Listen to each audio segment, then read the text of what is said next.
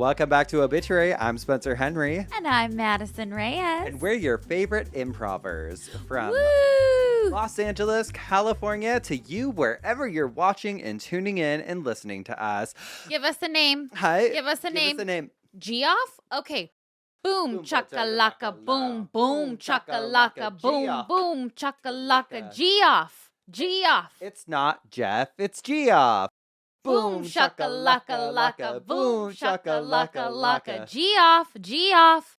Don't Nope. you dare piss me off. Ooh, boom, shakalaka, You get the laka. whistle because Oh. you repeated Geoff. Oh, okay. So you're out. Okay, so, Boom, shaka. I'm just kidding. oh. We're here to improvise as two podcasters sitting in an office in Southern California, telling you all about macabre history and obituaries. Yes. Mm-hmm. And Yes, so today on the show, you guys, we have a lineup for you. oh, baby. We have 3 obituaries between the both of us. We've got more than one coffin spinner, but less than 3. So that brings us to Mhm. about 2. Same with dumb.ass criminals. We have We've got 2. dose of those. We also have some things in the news we want to talk about. We may have we? some assholes. Yes, actually, I do. Well, before we get into any of that, we got to talk about this past weekend, is what we got to talk about. Well, what about it? I had your children You had with my me. Where were daughters. you? I was in Palm Springs looking at wedding venues because it's one of the locations that we might choose. We're still not completely 100% set on Mhm. where this wedding will be, but Palm Springs is one that makes sense, obviously. I'm a Palm Springs guy. Mm-hmm. So we went out there to look at some wedding venues, and some were great, some were like whatever. I will say this. So I always advocate hard for the Parker, the hotel out there. Mm-hmm. It just did not hit the same this time. Really? Yeah. Why do you think that is? I don't know. I don't want to I'm not gonna completely trash talk it. Wait, are you serious? Yeah. This is Okay. breaking. This is breaking news. I'm serious. I'm breaking the fourth wall. We're no longer improving. Because you stayed there, right? Yeah. And Didn't a cult babe work there? I think there's been several, actually. I Yeah. think there's been at least 2 that I can recall off the top of my noggin. You think it's played out? I don't think it's played out because it does the mid-century Jonathan Adler Palm Springs thing, which is what I feel like you go to Palm Springs to experience. Well, does it right? I mean, It does it right. Jonathan Adler designed like The whole thing. Yeah, okay. Yeah.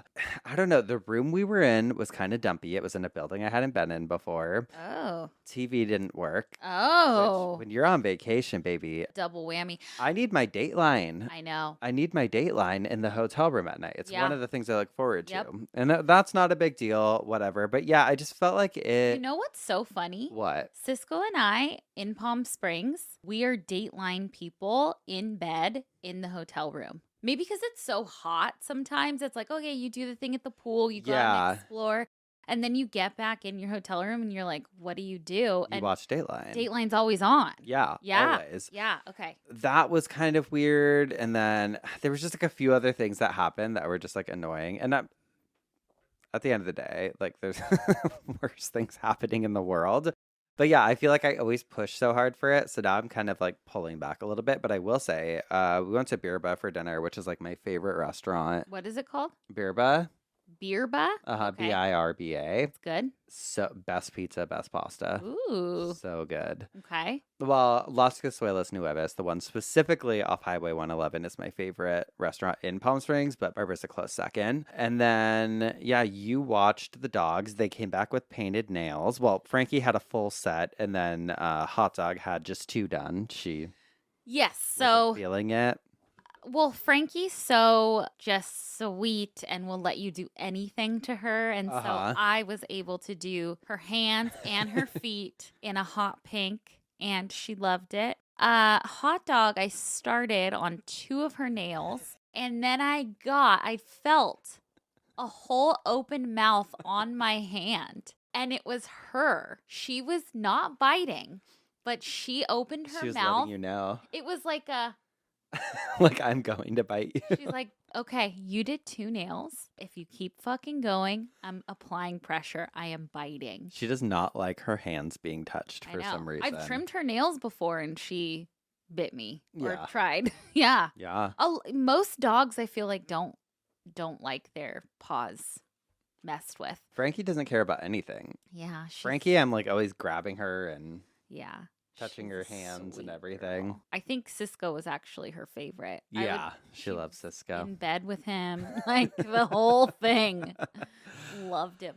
And then Monday we had a little day date. Yes, we did. We had our buns. Yes, we got buns. We Went to Home Goods. went to Home Goods. Went to a music store. Went to a music store. You bought a banjo. I bought spoons. Yep. We're starting a band, people. Get ready for it. Get It's ready. remember when we randomly just put out our cover song? I know. We've got more.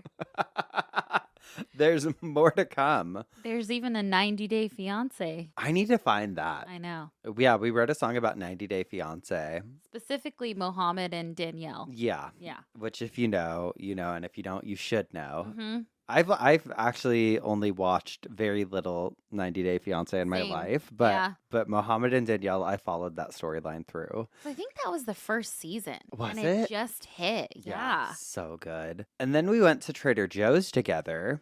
Oh my God. Wait a second. I forgot about this. We all know most Trader Joe's are teeny tiny and the parking lots suck.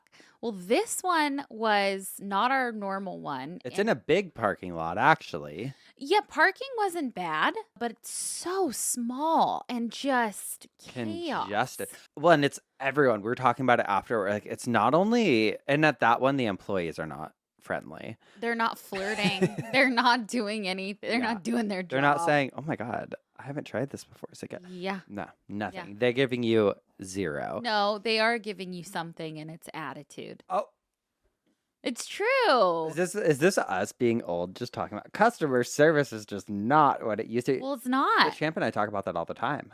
People are Well, rude. yeah, even some stores you go to that you're used to having, you know, great customer service. Mhm. And it's, I don't give a fuck. I've worked in customer service forever. I know that it sucks sometimes. Give the energy that you want to get back. And if Mhm. people are dicks to you, then yeah, be a dick to them. But if people Yeah. are friendly, then play along and be nice. Yeah. But what I will say about this one, yeah, it did have a big parking lot. But also, what happened to my shopping cart when I was trying to get to my car? Well, hold on. We were both in separate lines and Yeah. your guy was faster. Yep. And you were like, so I have kind of a ways home because we kind of met in the middle. Yeah, it was going to be like a fucking 30-minute, 40-minute drive. Yeah. And so you're like, I'm going to get ahead of it. Like, I'll see you Thursday. And I was like, okay, yeah, bye. And then I go out to the parking lot and I still see your car, but I don't see you. And I'm like almost to my car. And then I see you Stuck with my shopping cart full of, I did a big shop. Yeah. Completely full shopping cart, top and the bottom thing full too. And I'm like, my cart won't go. Yeah. His cart locked. It locked He in the had to parking lot. drag it. Which, girl, it's a whole fucking story in and of itself. But yeah, I had to drag it to my car. And that is the one time, and I'm going to say this, I'm going to admit this on camera, on the podcast, to all of you at home, I left that shopping cart outside of my car. That's the Yeah. only time in my life I've ever done that. But it genuinely, there was no cart return nearby. I was like, I'm not going to drag this cart where the wheels don't work. Mm-hmm. Because I thought it would maybe unlock once I got closer to the store. Why Mhm. is it locking when I parked in your parking lot? I think they did it on purpose. Conspiracy. Maybe. But I was saying that they should put arrows on the ground At Trader Joe's. at Trader Joe's. Follow the arrows. Follow the arrows. And if you get out of line, you have to go back to the beginning because people don't know how to fucking act. Crazy. It is a tumultuous shopping experience because I like Trader Joe's products for the most part. I will say I don't think you can do a full grocery shop there. No, you can't. You always got to go to another store for something. Yes. Yeah, it's just hard to be us. Really complaining a lot. We sound like some real assholes, Madison. Oh my God, we do. But wait, before you get into assholes, can I talk about an asshole? Elon Musk. Okay, what do you do now? Well, actually, okay. So this is an article that just came out. It's all over the place. I chose the article from vstar.com though, because I like the way it's written. But SpaceX rideshare mission carried more than 160 capsules of human remains. And it's Oh. actually very interesting. It says the remains of more than 160 deceased people reached orbit on a spacecraft that hitched a ride on a SpaceX rocket. Okay, so kind of a good for Elon Musk. I guess, yeah. So last week we trashed the Cybertruck, which was cremating people. Mm-hmm. Oh, that's true. I mean, when you think of Tesla or SpaceX, just death, I guess. Yeah. Cremation and remains. And it's not the first time that a company from Texas has worked with a launch provider like billionaire Elon Musk's commercial spaceflight company to provide cosmic memorial services to those who may not favor a traditional burial. Since 1994, Celestis has offered about 24 memorial space flights to transport the remains of loved ones beyond Earth's atmosphere. Yeah. This time, though, the mission that got off the ground from the Vandenberg Space Force base in Southern California was designed to return from orbit in a major first. While an anomaly prevented the spacecraft bearing the memorial capsules from making a gentle landing, the payload did indeed make it to orbit and even twice circled Earth. Here's what to know about Celestis Memorial Spaceflight, as well as its latest mission to transport human remains. And then it goes on to talk, Celestis is a Houston-based company specializing in transporting human remains to space for cosmic memorials. And I just love it. And I heard that there was some pet ashes on there too. Oh, so they released them. There was also DNA too. It was not only, I was reading a different article about it, it was not only ashes, but there was also things of DNA, which I think we've talked about. DNA. DNA. Dick and ass. Dick and assholes. Assholes. Speaking of. No, I do love that. Yeah, I did that whole episode on sending ashes to space. Yeah. I loved that. They just did it. Okay, my first asshole today says, am I the asshole for not rearranging a funeral for my cousin? Okay. My 21 male dad died. It's just me and my brothers, 19 male, and distant relatives. We have more family friends than we do close family, so we try to value the family we do have when we get to see them. His funeral was yesterday. Our cousin Kaylee, 24, lived with us for much of her life because her mom struggled. She was a single mom and in and out of difficult situations. I wouldn't say my dad solely raised her, but he played a big part in it. So they were close, but since she turned 21 or so, she moved out of state and hasn't really come around much. Fine. She volunteered to make slideshows for the funeral. Great. One was going to be right after the eulogy, and the other was going to be right after that. Until yesterday, she didn't mention having any scheduling conflicts, but then sprung on us that she was picking up her mom from the airport in the morning and might be late. Fine, whatever. She'd maybe miss most of the viewing. But then she starts calling during the viewing, saying that they had to eat and it would be another 60 to 90 minutes, and asked if we could request pushing things back. Mind you, everything was already in motion. I said maybe the order of events could be changed, but there was too much going on and I didn't get a chance to talk to the funeral home, so things proceeded as normal. I stopped answering her text, which she assumed meant things got moved around. She eventually arrived towards the end, missed most of everything, got pissy with me after, saying I was selfish and talking to the funeral home could have been quick and easy, and now she and her mom feel robbed. She's ranting on social media now about her asshole family, me denying her from being able to see her tributes. Mind you, her tributes are on her damn computer or CapCut or whatever she used to make them. I stupidly texted her briefly and I said I wish we could have just worked it out, but she reiterated I'm a selfish asshole. Am I? No. You know how crazy that is? I'm pissed off at people. I am. She's had it. She's gonna Why punch my drywall again. Like, I never punched your drywall. Here. No, it just makes me so. Why? I guess I don't have this type of bullshit in my life, or I would not Because tolerate. they know you wouldn't put up with it.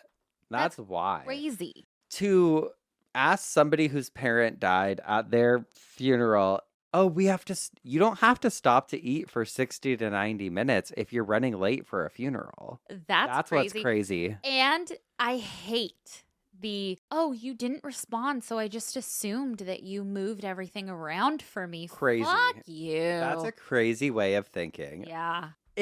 Oh my God. It makes me so mad. If somebody did that, I would fucking lose my mind. But like, yeah. You will get, and Spencer, you and I are both like this. You will get cut the fuck off. Yeah. And you will not hear another word from me. Ever again. Ever. Dead Ever to again. me. Sleep with the fishes. Yeah, dead to me. Your name's in the freezer. 6 feet under. Yeah. Yeah. Bye. And I'm contacting a voodoo witch on Etsy to put a curse on you. And actually, honestly. And I get pissed off at this girl writing or the person writing in about this because I want to slap her and be like, girl, you know what I mean? Like, I'm pissed all the way around. Like, why are you even asking? This person's an asshole. Yeah. It is a guy who wrote it, but well, a guy can get slapped. I would love that. We were talking about that today because we were seeing Heather McDonald last year, remember? Or 2 years ago, whenever that was. Oh, yeah. And the 3 years ago. slap heard around the world. I think that was 3 years ago. It was the same night as the Will Smith slap. I have no concept of time anymore. Yeah, neither do I. But I remember we were in like our going to see live events era because we were about to go on tour. We were like, what do other people do? Which, speaking of, there's a rumor that we're hitting the road again soon. There isn't. We're working on it. We're working on it. We're working on it. And that's the rumor. That's the rumor I heard. Okay, the second one says, am I the asshole for not being able to attend my girlfriend's aunt's funeral due to work obligations? My girlfriend has an elderly aunt, 80s. What? I just can't believe some of these people. Sometimes I'm like, of course you're not the asshole. You know what I mean? Yeah. But, okay, I'll read it. Okay. I have it. My girlfriend has an elderly aunt in her 80s who has multiple health issues and has been in and out of the hospital ever since we started dating just over 2 years ago. The aunt hasn't passed yet, but they took her off her medications besides the pain meds, and it's only a matter of time before she passes. The family has arranged the wake to be Thursday with the funeral on Saturday. I work out of state for 2 weeks every month in a profession where if you don't work, you don't get paid. We don't have PTO, no sick days, no vacation days, etc. Mm-hmm. I was supposed to fly out today, and I changed my flight to Thursday night. Luckily, I have a buddy who is able to cover me through Friday, which means I'll be able to attend the wake and fly out afterwards. The reason I'm flying out Thursday night, even though I have coverage Friday during the day, is because it's a 6-hour flight and I wouldn't make it in time to start my shift on Friday morning. Keep in mind, I do work weekends when I'm away, so the why not just fly out after the funeral on Saturday question doesn't work in this scenario. I told my girlfriend this was the best I could do, going to the wake and then flying home after. And she got really upset and said, I can't believe you're going to make me be alone when they put her in the ground. Okay, let's just be broke. Ooh, let's just be broke. Let's be broke. Let's just not work. Oh, perfect. Okay. Problem solved. Problem solved. I know it's an emotional time. I didn't say anything back because I know no good can come from it. Am I the asshole for trying to properly manage my professional career with her personal... Yeah, I'm not even going to finish it. Yeah. There's nothing else in here that has to say, but like this person literally rearranged their schedule so that they could fly out at a certain date, a certain time, make sure that they're there for the wake. They're in the right. This person's in the wrong. It's their elderly aunt. This was probably an expected passing. Not that makes it any easier. There was time to prepare. It is what it is. Let's just be broke and let's not work. I just guess I'm just in the mood where I'm sick of it. I'm sick of it too. I'm like, why would you be an asshole in that situation? You're going to the wake. Yeah. And you're rearranging everything. And I'm sure that he's like, babe, I can rearrange everything. I can go to the wake. I got some shifts covered. Or he's like, you bitch. I'm going to. But this is also the thing with Am I the Assholes is I always take it with a grain of salt too, because this could be the worst person writing. That's where true. They're like, maybe their girlfriend told them like 2 months prior, like, please take that week off of work. Yeah. We're going to do the funeral and I just really need you to do that. Right. Like it would mean so much to me. And then they did this anyway. And they're like, I did the best I could. Well, that's no fun. That doesn't make me mad. Well, we're just getting so heated about them that I'm like, yeah, I want to make sure. Yeah, but I want to make sure we're hitting every fucking corner here. But then there's an update. Okay. And it says, update. The aunt is still alive. Okay. It wouldn't surprise me if she fought staying alive for another week. Thanks for the supportive comments, even those of you who considered me being the asshole but wanted to know more information. And then there was another one. Update. Wait. So they've had a wake and a funeral planned, Scheduled. and the woman's not Still even alive. cold? Still alive. The body's not even cold. Okay. Oh my God. That's Stupid. crazy to think about. That tells me, no, this girl is not level-headed. But then it says oh. she passed this morning. The wake and funeral got moved to Sunday and Monday, which means I'm still missing them and pretty much missed work for nothing. Life lessons learned. Yeah, like don't schedule a wake and a funeral while someone's still alive. Crazy. Okay. Well, you know what? I have something that will make us not pissed. A listener email. We got so many emails about crisis apparitions and people's stories. Uh-huh. And I have an email about one that I thought was super interesting. Okay, let's hear it. And it does not piss me off. It says, "Hello, Spencer, Madison, and perfect puppers. Longtime listener, first-time emailer. Just finished listening to your latest episode where Madison hits on crisis apparitions, and it reminded me of something that happened years ago that still gives my family the willies and a bit of dark laughter, now that we're all mostly healed from it, emotionally and orthopedically. My mom and I were at home when we both thought we heard my brother throw open the front door and yell, 'Mom!' Loud, urgent. She bolted to meet him. Nothing. The place was silent, empty, creepy. Then the phone rang. I answered it. It was my cousin. 'Hey, Jer broke his leg, like really broke it.' Turns out, while coming down from a rebound in a friendly game of basketball, he got entangled with my cousin and snapped his femur clean. Oh. 2 hours away. We matched up the timeline later. The yell we heard happened right when the bone snapped. Oh my God. We joke now that his soul briefly left his body, ran home, and screamed for mom before the morphine kicked in. Damn. To this day, we chalk it up to some kind of telepathic apparition. Yeah.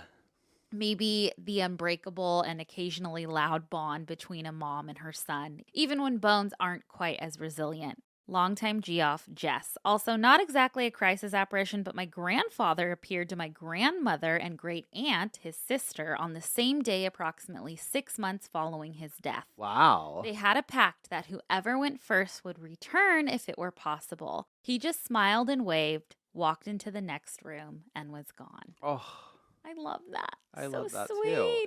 Wait, did you see there was that guy on TikTok? He had cancer. Yes, and he recorded his death message. Yes. That yeah. was so sweet, but something he said in it where wish I would have saved it, but he said something about like, I'm really kind of excited for this next adventure. And it made me be like, Ooh. do hope it's like, I thought that was really sweet. That is very sweet. Oh, well, I'm up first this week. Yeah. Which means you should have a little side bitch. I do, and it is from the Republican, Springfield, Massachusetts, from Monday, August 4th, 1913. I love it because a lot of times we don't hear obituaries for people like this, so that's why I want to read it. Okay.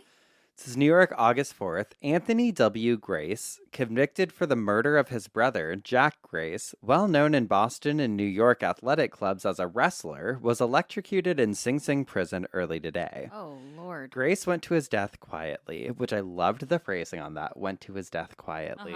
He left no statement. He was announced dead at 5:58 after 2 shocks had been applied, although it was believed he had died at the first contact. It's understood the body will be claimed by Grace's mother. But I always am looking for obituaries for like murderers, and they're few and far between, or sometimes, as we know, they are riddled with lies and fabrications, making them sound great. Right. But yeah. Wow. Sing Sing. That's like notoriously like gnarly. Not where you want to be. Yeah. And I mean, he got the electric chair, I guess, twice and didn't make a peep. 2 shocks. Wow. 2 shocks and you're out. Mm-hmm. What was that one obituary where it's like, so-and-so, fries? Oh, no, is that from Crybaby? Oh, I think Because so. his parents are electrocuted by the electric chair. Yeah. Anyway, we're going to take a quick break. And when we come back, we'll hear what had you spinning in your coffin this week. Alrighty. We'll be right back. And we're back. What had you spinning in your coffin this week? Well, girlies, get ready to have your skin crawl. Ooh. Spooky. No, it's a gross one today. Okay. Not spooky, but gross. Give it to me. Today, I want to talk about one of the most horrifying injuries to me. It's called degloving. Oh, And brutal. It's brutal. If you guys have never heard the term or don't know what I'm talking about, I want you to imagine taking a tight glove off of your hand, except that glove is your skin, Okay. Basically. Got the visual. Oh, this one's disgusting, actually. Oh, yeah. Let me get comfortable. Get comfortable because I had to witness a lot of things. Okay. So, degloving is a legit medical term, and it's exactly what it sounds like. Like I said, it's a traumatic event where the top layers of your skin and tissue are forcibly torn away from the underlying muscle, tendons, and sometimes even the bone. These injuries are so gnarly, and some can even be life-threatening because of like severe blood loss. Now, you also may be thinking, does degloving only refer to your hands?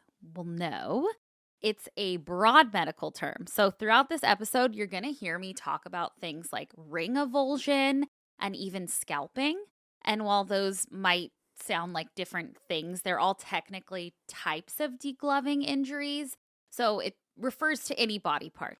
Hands, fingers, legs, hands, Fingers, arms, feet, scalp, Okay. and wieners. Not wieners. Wieners, girl. Ooh. Wieners. Can you imagine? Nope. The body part that degloves is, again, left with fat, muscles, and bones just exposed. And I think of those body exhibits that you talked about.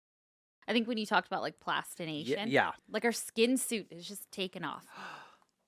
So there are two different types, though. There's open degloving. Basically, everything I already explained. The skin is ripped open and pulled back, leaving your insides underneath just open. Is the other one internal? Yes, it's called closed degloving. And this is where your skin stays intact, but underneath it's chaos. The skin is basically removed from all of the deeper tissue, but it's still like intact.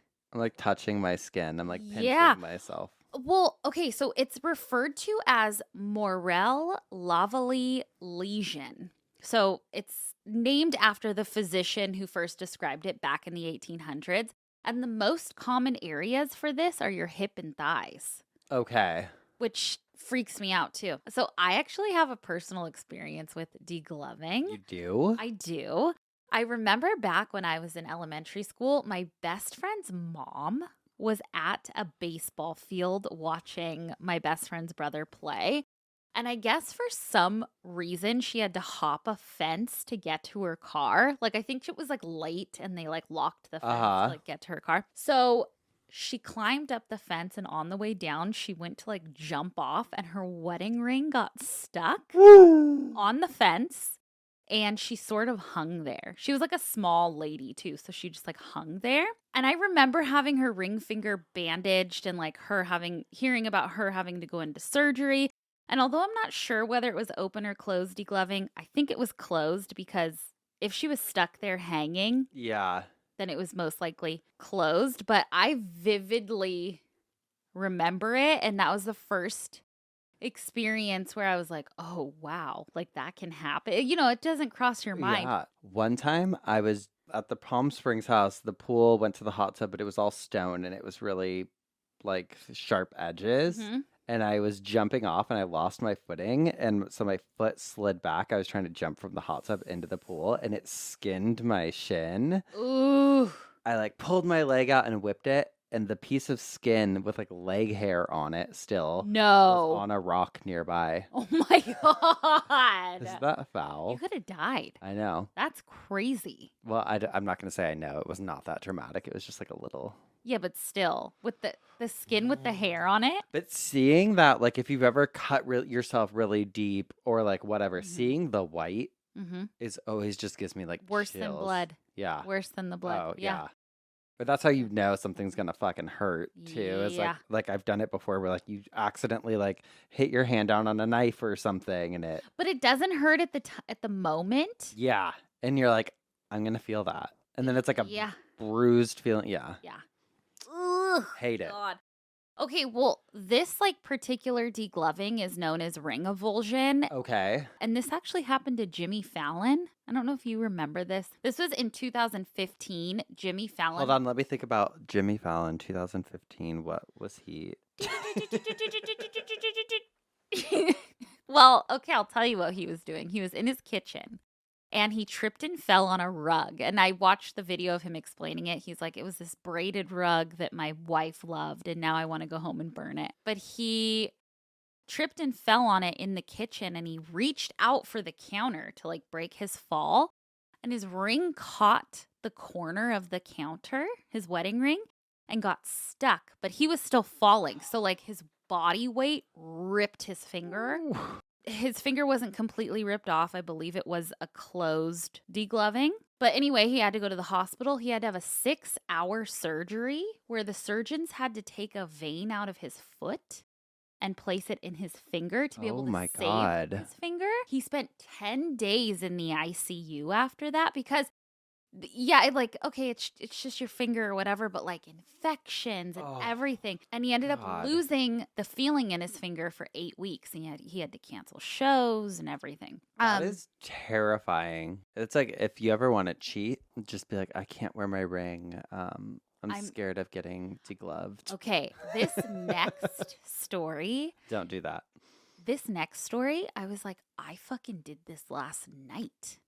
Like, you'll see why. Okay, so you know OSHA? Yeah. The like Occupational like Safety Hazard Association or whatever. Yes. Yes. So you can go on OSHA.gov and you can look up accident reports and That's my new favorite social media. I know. It gives details, okay? So there was a report from 2019 of a degloving incident, and it gives me nightmares because this is something I just did and could have gotten my finger ripped off. So this employee at Solera Medical Supplies was restocking shelves. And I mean, I just did this because I put away groceries and was stocking our pantry. So there were these big storage racks and he was stocking them. There was a shelf that was almost 8 feet high. And instead of getting a little step ladder to stock a box, he jumped up to push it back. And I've done that so many times. Can we insert the clip of you falling off a ladder at work? Well, at least I was using a ladder. So he like jumped up to push this box back. And on the way down, when his body came down, his wedding ring got stuck on the rack and degloved him. And he went to the hospital and he had to have his ring finger amputated. Jesus. So what happened to you? Well, nothing yet, but who knows? I wear my wedding ring always, and I was like jumping up. But you didn't get stuck. I didn't get stuck. Okay. But I have nightmares about it. Like, that's scary. Yeah. So scary. Okay.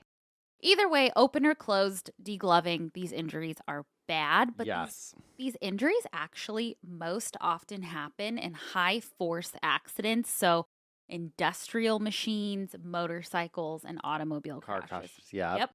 So take this incident from 2017. There was an Air Force captain named Jason Lowe, and he was in Hawthorne, not too far, in the Southern California area. He was in Hawthorne. He was riding his motorcycle, and he was stopped at a red light. While sitting there, a huge SoCal gas truck plowed through, hitting Jason and pulling him and his motorcycle under the truck and pinning him. Well, then the truck tried to flee the scene with Jason still stuck underneath, and he was dragged 430 feet, Spence. He lost 40% of his blood, and a whole other list of injuries, but suffered a severe degloving injury to his right thigh and leg. His skin and tissue were shredded. And he survived, luckily, but his leg was at risk of amputation, and he spent over a month in the hospital. Okay, but the silver lining, he sued SoCal Gas and was awarded $46 million. I'd rather have not experienced that. I Very think. true. The trauma is not worth it. Have you had road rash before from like falling? No, but I know. It's the most painful thing. I had a couple years ago. Your scooter It was like accident? during COVID. Yeah. Yeah, going down a hill, just fucking ate shit and just completely skinned my knuckles, and like I have scars on my like elbow and arm and stuff, and my side. Is it one of those things where it's like so It just painful, but burns. it's itchy too? I don't remember if it was itchy or not, but I know it burned every Mhm. time I showered. Yeah. Oh, God. It's terrible. The worst. So, I mean, I can't even imagine being in a serious accident like I that. know. Well, imagine your wiener being degloved, and I have a story. Okay. By a machine. A machine? A machine. Okay, so I read What was the person doing? This is terrible.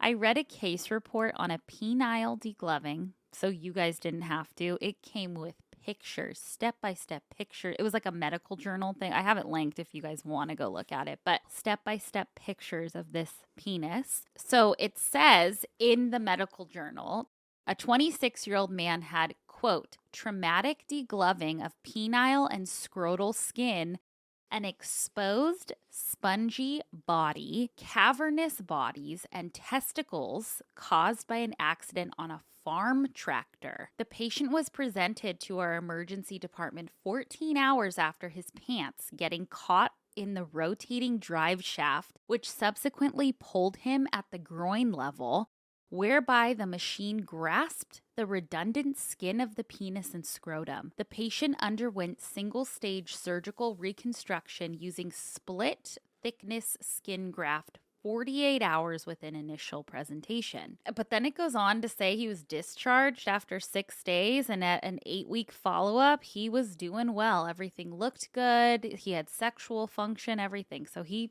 survived. That is fucking That's wild. something I never want to feel. Ever. And I don't even have a penis, but I don't ever want to feel that. But I have to leave you guys with a story from the Victorian era Oh, of course. that is absolutely real and fucking girls, my jaw was degloved, okay, when I was reading this. The Victorian era and the Industrial Revolution were both eras in time where degloving happened quite a bit. And this story is insane, and it was reported on in newspapers in Salem, Massachusetts in the late 1800s. And I read about it on streetsofsalem.com, but then I looked through like the newspaper archives because I'm like, this can't even be real. And it was. There's newspaper clippings of it. Okay. What happened? So we have Hannah E. Leary. Hannah worked at a cotton company. She was working on a machine called a carding machine, which was used to process cotton. Okay, so Hannah had very long hair. And Oh, no. yeah, usually she wore it up. Uh-huh. For some reason, she didn't wear it up this day. And her hair gets caught in the machine Nope. that processes cotton. In a split second, Spencer, the machine ripped off her entire scalp. Girl, from the front to the back. Fuck. The most insane part, though, is that she was still fully conscious.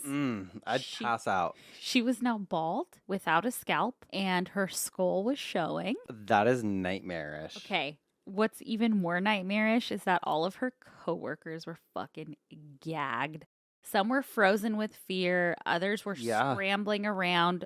A lot of them fainted. One of them was quick thinking, though, and was able to retrieve her whole scalp out of the machine. Did they put it back on her head? Yes, and she was rushed to the hospital, and doctors at the time were able to stitch it back to her head. but I have to read you some of the newspaper clippings, how they explain it. Okay. This is from the Boston Post, July 27th, 1894, and it's a very long article, so I just have a couple little snippets, but it says, scalp torn off, Salem woman's hair caught in a cotton card. Others fainted at the sight. Miss Leary bore pluckily the pain and the sewing on of her scalp by surgeons, her case watched with great interest. Salem, July 26th, with her scalp torn from her head, but as soon as possible replaced and sewed on by the surgeons, Hannah E. Leary lies on a cot at the city hospital on Charter Street in a fair condition to recover. Jesus. The doctors are considering the advisability of grafting skin to the scalp at the edges. If her temperature improves, it will be tried. And then it goes on to explain. It says the machine was going so fast that the scalp was taken off entire from the forehead to the nape of the neck. The sight of the women writhing with pain upon the floor was frightful to the operatives in the room, many of whom fainted from horror. As soon as the shrieks of anguish were heard, Foreman Bennett, who has charge of the room, jumped to the lever and stopped the machines. Messengers were dispatched immediately for medical assistance. Doctors Simpson and Ruler responded as soon as possible. Miss Leary was suffering the most intense pain. The tangled mass of hair from which the scalp hung was unloosened from the machine and placed back upon her head again, handkerchiefs being used to tie it down in place. God. During it all, Miss Leary did not lose consciousness, and although her suffering was frightful after her first screams for help, she made very little noise, save a groan now and then. The hospital ambulance was out on another call when the accident occurred, and she was removed in the police patrol wagon to the hospital. Here she was placed in the operating room where the scalp was sewed onto place by the surgeons. She showed the most remarkable grit, enduring the pain better by far than most men would have done. Jesus. Also, apparently, Insane. that is so insane. But apparently, this wasn't her first injury, and she had explained it in the article that she had gotten her finger caught in a machine like a few years back, but it wasn't a big deal. Dangerous. That equipment is so dangerous. So dangerous. So today's takeaway: tie your hair up if you're working near machinery. Tie your wiener up too, and don't wear your wedding ring. Or get one of those silicone. Exactly, yeah, the silicone ones. But we really are just like skin or we're just like meat. Oh, I think about that all the time. Like how we're just kind of held together by chance, and like literally anything could happen, and our organs could float. Like something. It's just crazy. Crazy. So there you have it. Shit, not loving Degloving. No, not loving it. Oh gosh. Well, okay, we're gonna take a quick break, and then when we come back, it's gonna get wilder. Okay. We'll be right back. And we're back. Spencer, what had you spinning in your coffin this week? I've got to hand it to you, girly. Degloving was absolutely wild. But I'm glad we're kind of on the same wavelength this week. Okay. Because this week I was stuck on the topic of prosthetics. Ooh. We're going to do a part 2 where we talk about some older prosthetics and just more about prosthetics in general. Okay. But today we're primarily focusing on something else. But I did have to share because I know we've talked about like people being buried or cremated with like pacemakers and implants and things like that. But I was like, what about people that are buried that have maybe a prosthetic leg or a prosthetic arm? I was curious about it. So I looked into it because the idea of maybe someone passing away and their prosthetic going to someone else sounds like a really nice idea, like a body donation. Like a donation? Yeah, but I guess that's actually pretty rare for that to happen, which makes sense. I mean, it's personal prosthetics are kind of like they're personalized, and it also becomes kind of like an extension of your body, so it does feel personal. But I was also like, what's the difference between that and an organ donation, right? That's also part of your body. But I guess it's up to the individual or their loved ones, right, whether they want to bury their prosthetic with them or donate them. There are some companies that I guess accept prosthetic donations. And maybe they won't use the whole limb, but they can use parts of it Right. to build a new one. And obviously, prosthetics are incredible. We've made so many advancements in their functionality and design. But what really sent me over the edge this week and what this coffin spinner turned into, it's all about something called apotemnophilia, or BIID. Okay. BIID stands for Body Integrity Identity Disorder, and it's fucking wild, bitch. Okay. Okay. Classified as a body identity disorder, BIID is defined as, quote, an intense and persistent desire to become physically disabled in a significant way, from major limb amputee, paraplegic, blindness, with onset by early adolescence accompanied by persistent discomfort or intense feelings of inappropriateness concerning current non-disabled body configuration. People that want to become physically disabled. Oh, okay. It's one of the craziest psychological disorders I've ever learned Yeah. about. The desire to become physically disabled results in harmful consequences as manifested by either the preoccupation with the desire, including time spent pretending to be disabled, significantly interfering with productivity, with leisure activities, or social functioning, like if the person is unwilling to have a close relationship because they wouldn't be able to pretend to have a disability, Right. The jig is up. or by attempts to actually become disabled, having resulted in the person putting his or her health or life in significant jeopardy.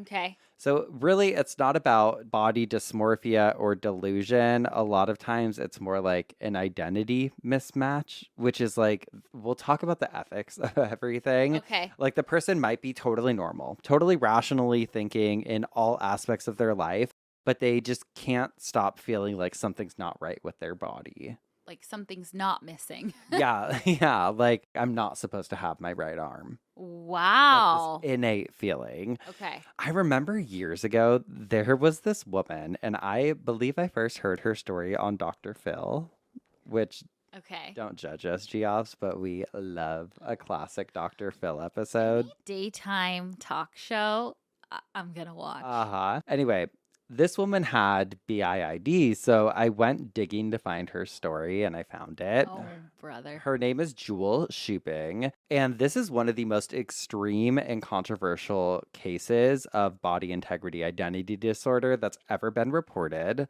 Jewel had this fixation on blindness. Okay. Oh, God. Okay. So Jewel was born with perfect vision, but from the time that she was a little girl growing up in North Carolina, she knew that something was off. She felt different from other people, and she can remember from a young age deliberately staring into the sun, trying to damage her eyes. She would close her eyes and imagine what life would be like in the dark. I read an article about her in People magazine that she would like walk around the house at night as young as 6 years old and just would kind of be like feeling her way around. And she just loved that. She found a lot of comfort in the idea of being blind. And by the time she was a teenager, she was using a cane, she was learning Braille, and she was living fully as if she was blind because in her mind, that's like what she felt like. Okay. She described it as a deep, unbearable disconnect, like her eyes just didn't belong to her. And for years, she hid it from people and she pretended, but she was also blind simming in private to, I guess, get that sensation. Wow. So when she turned 21 years old, Jewel made a decision that most people, myself included, cannot wrap their heads around. Okay. With the help of a psychologist, a licensed psychologist, What? allegedly, she underwent a procedure to make herself permanently blind. And by procedure, I mean they poured drain cleaner into her eyes. Oh my God. Drain cleaner. She said the pain was unimaginable. Her eyes were burning, screaming, melting, and through it all, she just kept saying to herself, I'm gonna be blind. This is gonna be okay. Oh my God. 6 months later, she had lost her sight completely. One eye literally collapsed and had to be removed. The other developed cataracts, glaucoma, and permanent scarring. And here's the part that makes your brain kind of short circuit. Like, what the fuck?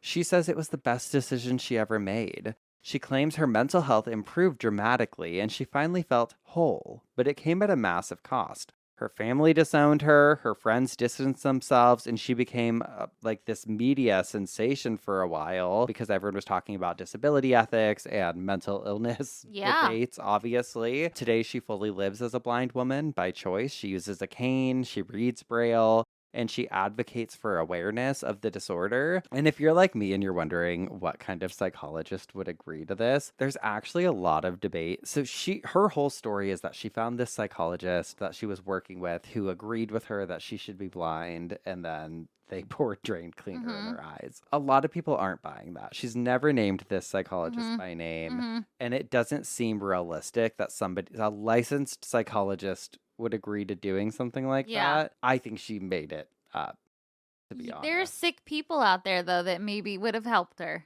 Or that debate of it's her body, this is what she wants to do, and it's going to improve her mental health. Like, we're so complex. Yeah. Well, I mean, they should have their license taken away if they did that, in my opinion. Yeah. But this is also nothing new. So there's a neuropsychiatrist named Richard von Krafft-Ebing who described 3 cases of BIID in his classic 1906 book, Psychopathia Sexualis. He wrote, quote, "Even bodily defects become fetishes." He describes a 28-year-old factory engineer who complained of a peculiar mania which caused him to doubt his sanity. Since his 17th year, he became sexually excited at the sight of physical defects in women, especially disfigured feet. Normal women had no attraction for him. If a woman, however, was afflicted with contorted or disfigured feet, she exercised a powerful sensual influence over him, no matter whether she was otherwise pretty or ugly. In his dreams, the forms of halting women were ever before him. At times, he could not resist the temptation to imitate their gait, which caused vehement orgasm with lustful ejaculation. Second case that he talks about in the book, he used to limp around the room on 2 brooms in lieu of crutches, or when unobserved, go limping about the streets. In his erotic dreams, the idea of the limping girl was always the controlling element. So this is another person. The personality of the halting girl was a matter of indifference. His interest based solely centering on the limping foot. His perverse fancies revolved around masturbation against the foot of a halting female. At times, he anchored his hope on the thought that he might succeed in winning and marrying a lame girl, it says, which... You can't say that anymore. 1906, people. His present existence was one of untold misery. And then he also talks about a 30-year-old civil servant. And it says, since his 7th year, he had for a playmate of a lame girl of the same age. At the age of 12, puberty set in, and it lies beyond doubt that the first sexual emotions toward the other sex coincided with the sight of the lame girl. Forever after only halting women excited him sexually, which I also don't know what halting means. Yeah. And so I'm apologizing in advance if that is also I'm like picking up that context. It's like a derogatory term. For somebody who's disabled, maybe. But this guy also had a foot fetish. He sought early relations with the opposite sex, but was absolutely impotent with women who were not lame, it says. Gratification was most strongly elicited if the woman limped on her left foot. But it was also successful if she limped on the right foot. His sexual anomaly rendered him very unhappy, and he was often near committing suicide, it says. But that's more like the fetishism side of it, I feel like. As far as symptoms for BIID go, the characteristics of body integrity disorder or body integrity dysphoria, this is from the Cleveland Clinic. Characteristics are a strong desire to be physically disabled or experience life without a body part, discomfort or intense feelings that a healthy body isn't suitable for your body or doesn't belong, a preoccupation with personal desires that take you away from activities you enjoy, like socializing or interpersonal relationships, behaving like you have a disability even if you don't have one. Self-mutilation, I guess, can also be on the spectrum here, but obviously a very different thing. If you have BIID, you typically have a sense of overcompletion, that something's not right with your current body configuration, exhaustion from trying to hide your true feelings from others, obsessive, intrusive thoughts about your body, extreme stress or anxiety that you're not presenting your physical self to the world the way you see yourself. And they still don't really know what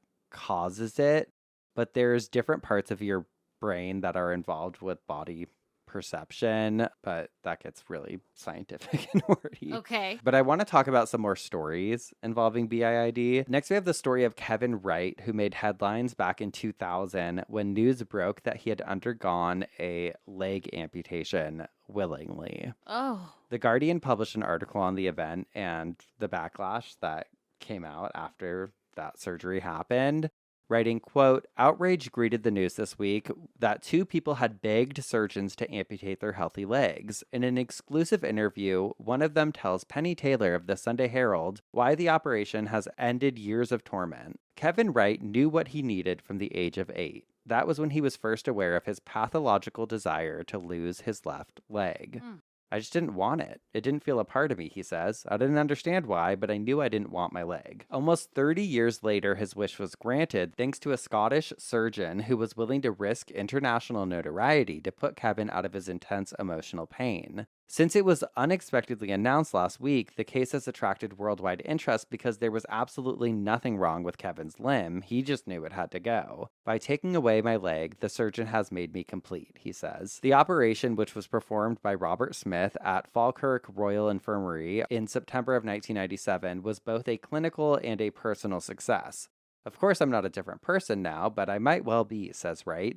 "I have happiness and contentment, and life is so much more settled, so much easier." From the moment news of his voluntary surgery broke on Monday, Wright's Essex home has been besieged by the media. Tabloid hacks interviewed colleagues and neighbors, but dug up nothing more revealing than the fact that he does not have the disabled sticker for his car to which he is entitled. Last night, as his 21-month-old son, Stephen, played in the background, Wright gave his first, and he insists his last, interview on the subject of his amputation and the body dysmorphic disorder that caused it. Speaking about it is obviously not easy for him to do, but he hopes it will end some of the speculation that much recent coverage has inspired. You know, when you said it at first, I was like judgy, but I'm like not. I don't know. The more stories you hear, it's like, if it's making them happier, who cares? I mean, yeah.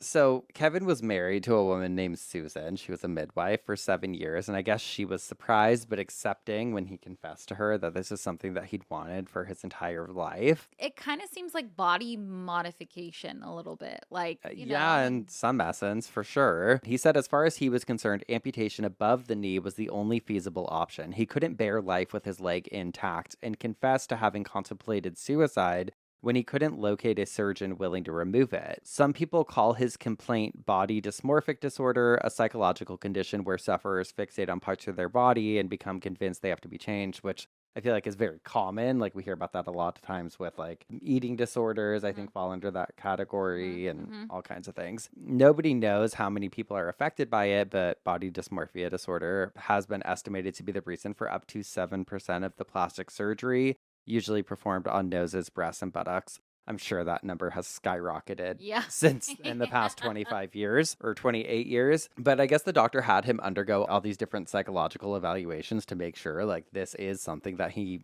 wants and that he will genuinely be happier without it. Yeah. Anyway, but then there was obviously a lot of controversy that this doctor not only performed the surgery, but that it was allowed to be done in that hospital. There was a lot of backlash against the hospital where I guess the owner of the hospital was like, there's no way that's happening again in my hospital. Yeah. Shouldn't have happened. Yeah. But again, I think it all comes down to like ethics and morals and it yeah. really... That's a really complex it's controversial. And controversial. And layered. So layered. Because it's so like, complex. well, yeah, but then it's like, it comes back to the debate too of like death with dignity, right? There's people who just don't want to be alive because they don't want to be alive. It's not because maybe because it's like a psychological disorder or mental health has plummeted. And well, with death with dignity, it's they have a life-threatening illness. I mean, I know we've had but cases. there's people who do it or have done it because they just no longer want to endure life. This debate can spill into so many different cups, and that's why I am like, do what you want to do. Yeah. Legs seem to be very common With this disorder, I read about another woman who's only ever been dubbed as Susan Smith. That's not her real name, who also wanted her leg amputated. And she actually started the process herself at home Oh, by boy. packing her leg in dry ice and sitting in agonizing pain for 6 hours. Eventually, she was taken to the hospital and they had to amputate it because she had essentially killed off all the nerves in her leg. Maybe it's something we don't know and we'll never know, but they weren't supposed to have those limbs. I don't know. Or maybe it's like a past life thing. Yeah, Who knows? you don't know. The last case I wanted to talk about involves a 20-year-old man from Quebec. I guess less extreme, but he wanted to have 2 of his fingers, healthy fingers, amputated. On his left hand, he wanted the last 2 fingers. There was an article about that in People magazine. It said the 20-year-old patient claimed he was experiencing profound distress and incessant thoughts about the 4th and 5th fingers on his left hand, according to a clinical case report. The man reported that since childhood, he had a traumatizing sensation that the fingers didn't belong on his body, leading to pain, irritability, impaired dexterity, and nightmares of his fingers rotting or burning. Which is so interesting to me because that makes me think about it on like a meta level, like of like what is really going on? Like why does he feel like that? Yeah. Dr. Nadia Nadeau with the Department of Psychiatry at the University of Laval wrote that the man was diagnosed with body integrity identity disorder. As a result, a patient will ask a healthcare provider sometimes to amputate the healthy limb or attempt self-amputation, which is dangerous and potentially life-threatening. The patient's brain imaging was normal, so he was offered non-invasive treatments, including cognitive behavioral therapy, antidepressants, antipsychotics, and exposure therapy. However, they were all reportedly unsuccessful. Deemed capable of requesting amputation, he was referred to orthopedics and stopped his psychotropic medications in a collaborative decision with the treating psychiatrist, the report states. 6 months later, the man underwent elective amputation performed by an orthopedic surgeon at his local hospital. Post-surgery, his nightmares stopped completely, along with the emotional distress. He had constructive life plans, reduced anger, and improved well-being with family and at work, and no regrets were expressed. He's now living a life free from distressing preoccupations about his fingers, with all his symptoms related to BIID resolved. The amputation enabled him to live in alignment with his perceived identity. I mean, it's fucking something I'll never understand. We'll never understand it. And it is your body, your choice. But I'm also like, where's the line? Because my question is, are they receiving programs or grants or funds that should be going towards people that are disabled by choice? You know what I mean? Like, that's a whole nother thing. You don't get the parking lot placard. Oh, baby. yeah. If you willingly did that. Or like certain, I guess like people taking advantage of resources. I didn't even think about the resources. You're right. And that's taking it to a place where it's like, it's we don't know how, another cup. Yeah, we don't know how many people are affected by this. Obviously, it's sad. And I'm aligned with you in a sense where I'm like, it is your body, your choice. And if that is like the one thing in life that's going to make you fucking happy and otherwise your life is just going to be terrible, sure, go undergo. I think you should have to undergo all the psychological evaluations and all of that to make sure and try everything else. And if all else fails, but like, there's a lot of people out there who are disabled not by choice. I know. And I know. Yeah, I'm like, I didn't even think about the resources part. Yeah. Yeah. It's interesting though, right? It is interesting. Because to me, I'm like, okay, you opt out of that. Like, you don't get the person who's visually impaired from birth gets the dog. Right. Okay, you don't get it, lady, because you poured Drano in your eyes. Yeah. I'm not trying to be insensitive either. It's obviously a psychological disorder, but it's also like, it feels so wrong, but I guess it's because it feels so wrong because we're all like trying every day to be the healthiest version of ourselves. Yeah. I think why it fascinates me so much is genuinely wanting to know why. Like I genuinely don't understand. Like, did something happen to your leg? Like, was it bit by a dog when you were little? Or like, is there like a trauma connected to it? Yeah. Or they just have felt that from birth. Yeah, maybe. You know? I don't know. But I thought it was a trip. Yeah, definitely. Wow. You know what? Human beings, if there's one thing I know from this show, it's that human beings will never cease to surprise me. Nope. Not at all. I wonder if anyone's ever written an obituary for a body part. Well, we know they've had a funeral. That's true. Oh my God, that girl's arm. Yeah. Yeah.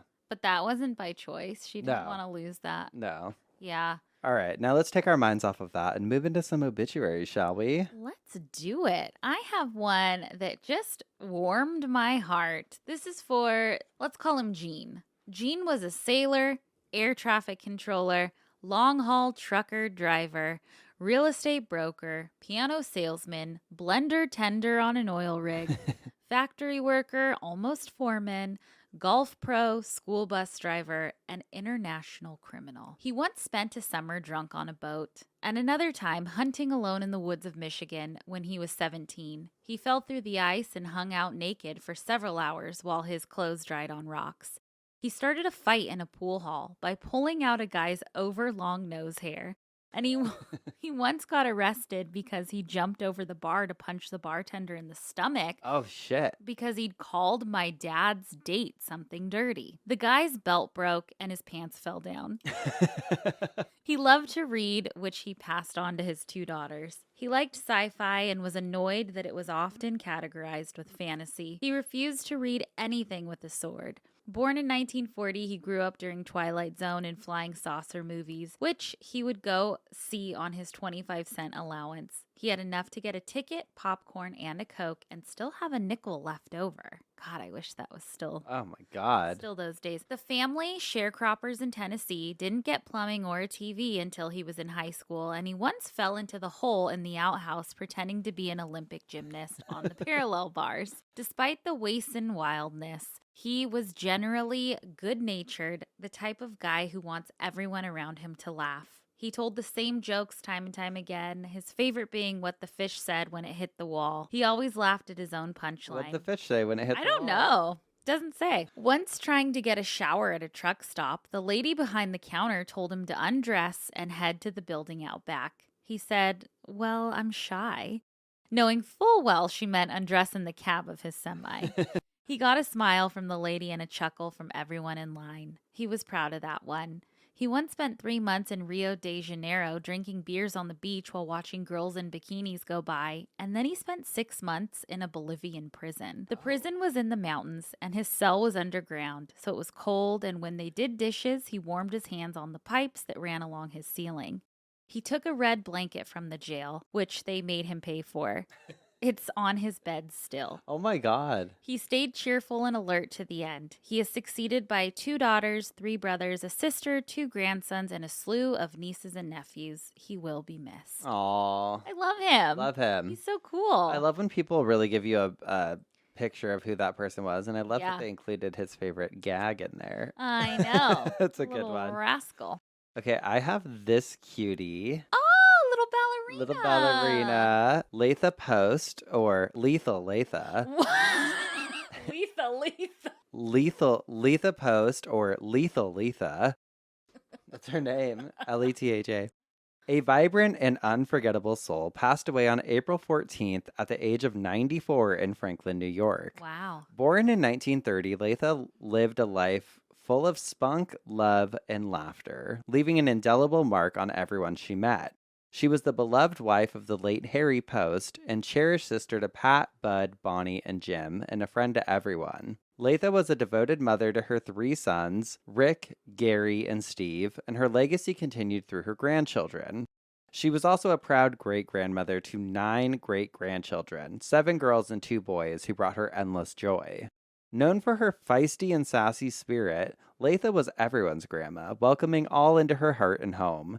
Her middle finger wave was legendary, delivered with a mischievous grin that could light up a room. A lover of Elvis, she was often found singing and dancing, captivating friends and family with her infectious energy.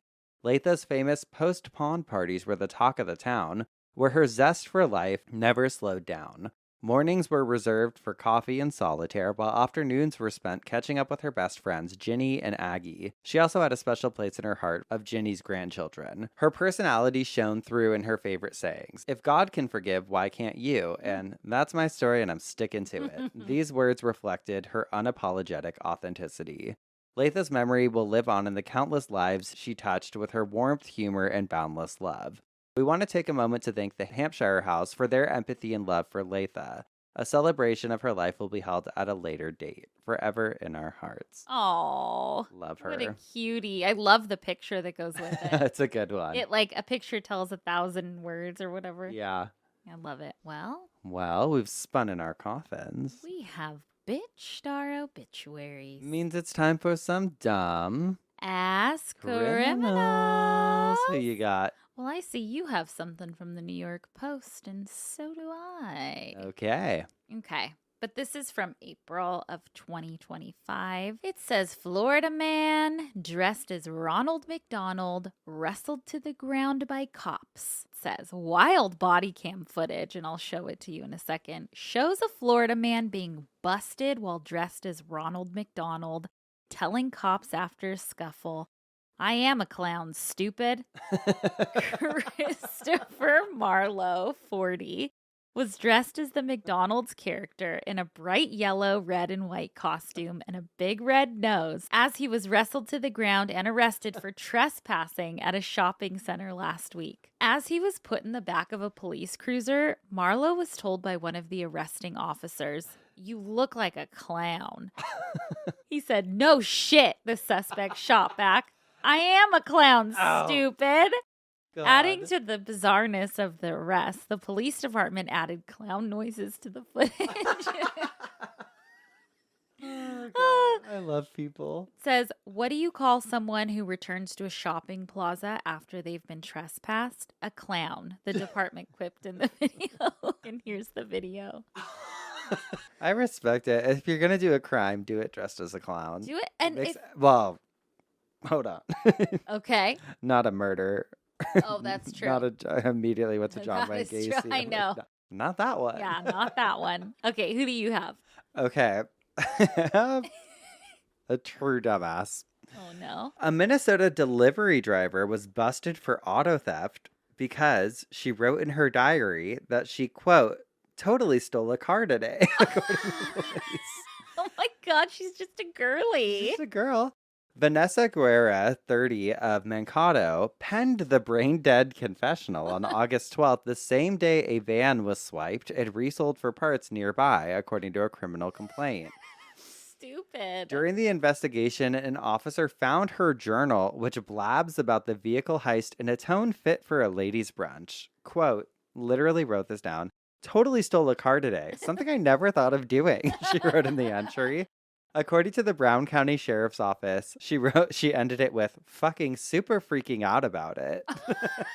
I like her. I love She kept it real. She worked as a DoorDash driver and allegedly sold the 2004 Ford Freestar van for $2,000 at a scrap and salvage business in Blue Earth County, according to the Smoking Gun, which was the first to report the bizarre bust. The salvage business told cops they recognized her as the person who sold them the stolen vehicle, according to police. She needs to get a lock for her journal, doesn't she know? She needs one of those passcode journals. Yeah. When contacted by the investigator, she denied knowing that the vehicle was stolen. And then imagine finding the fucking diary and they're like, well, you wrote that you were super freaking out about it, Super fucking freaking out. Yeah. Oh, free her, girl. Okay, I want to read her diary entries from prison. She's like, okay, girls, what am I going to do? She's a girl's girl. I'm totally freaked out. Yeah. Oh, love it. Oh my God. Okay, well, that's all we got for this week, and I'm super freaking out about it. Super freaking out, man. I'm actually super freaked out by this episode. I know. To be honest, all of it. It just gives me the heebie-jeebies. The pulling, the severing, the faking. Oh my God. The taking. I don't know. It's a lot. Yeah. But we'll be back next week. Don't you worry for some more coffin spinners. And obituaries. And dumb ass criminals. And everything else you want can be found on our website, obituarypodcast.com. Don't forget to rate and review. And if you're watching on YouTube, subscribe. Love you guys. Love you. Bye. Bye.